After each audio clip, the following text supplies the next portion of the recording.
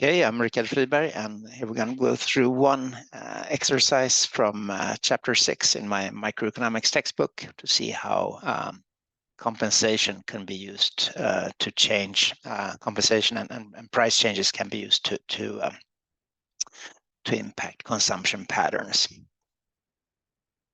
Okay, so the basic premise of the example is that assume that we want to decrease consumption of gasoline for some reason, could be environmental in particular.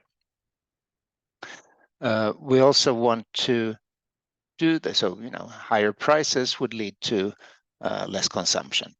We want to, however, do that in a way so that consumers are compensated in some way, okay, so that they're not affected as much negatively as they otherwise would be of the direct effect of a higher price. So the question is, can we take away from consumers with one hand, in a sense making it more expensive to use gas, and compensate them on the other hand and still affect consumption patterns? Okay, because you could think that, well, if you take something away from them and then give something back, the end result is that nothing will change, and we'll see that that intuition is wrong. We will see how you can indeed change. Okay, so to use the kind of framework that we've been using so far, simplify and think that there are two goods. There's gasoline and there's other goods. Okay, so we lump everything else together to other goods. Okay, so we could think of the budget constraint for this consumer as price of gasoline times how much gasoline they're using plus price of other goods times how much other goods they're consuming. And this must be less than or equal, but we use the equal sign directly to their income. Okay, and we can, if we want to draw this in a diagram, we have other goods on the vertical axis. We solve for vertical goods so that we can draw a budget constraint that will look like this times gasoline. Okay, and then we want to draw that. So we have, as we said, gasoline on the vertical axis, other goods on the vertical axis, sorry, and gasoline on the horizontal.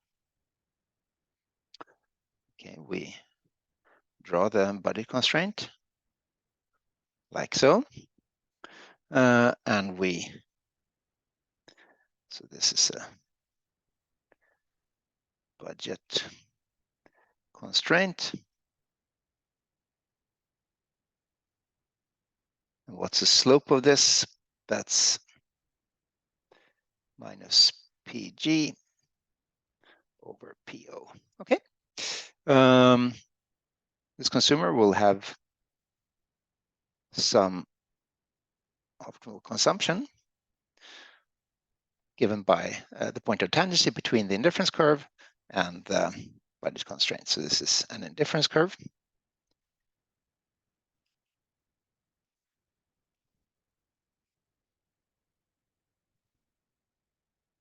Okay.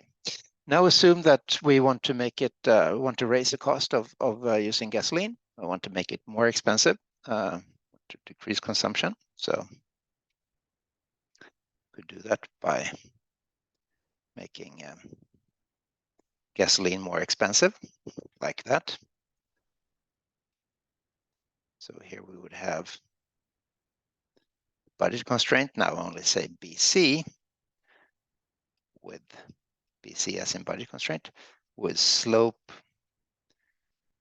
minus PG plus T. Say where T is something that's being affected by the tax, so make it more expensive.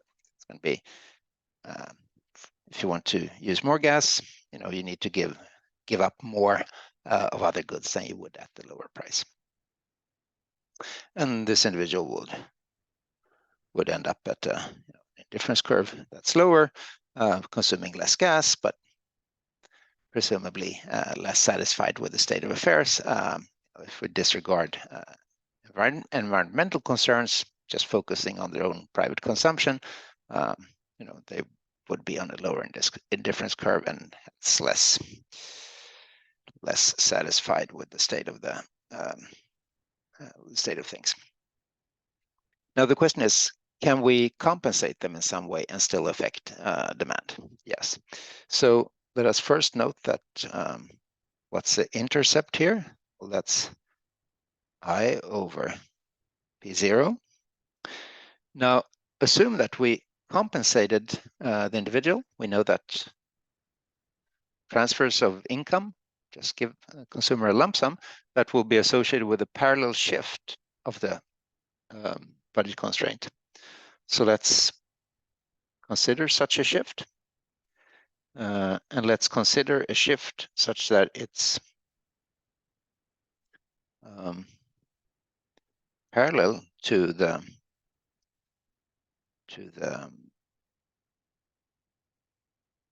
new, if we call it that, budget constraint. So here we would have, what's intercept here? So it's income plus delta I, so that's some transfer given consumers over P0. Okay, so this would be, we're twisting in some sense the budget constraint from the higher prices of gasoline, and we're shifting it from the transfer of income that we're given. So the new consumption of gasoline would then be given by the tendency with this new steeper budget constraint like that, whereas the previous point of tendency would be something like here. So the consumption of gasoline decreases while the consumer is still kept at the same indifference curve. So in some sense, we're making it more expensive to use gasoline, which is making the consumer in a simplistic, selfish, materialistic way, less well off, but we can compensate that consumer to make her equally well off as before. Okay. Of course, in the real world, this is easier said than done. But this is a logic of why we might, compensate people and still affect patterns. And this is, an important element of many policy discussions. Okay, so just one example of how the framework can be useful.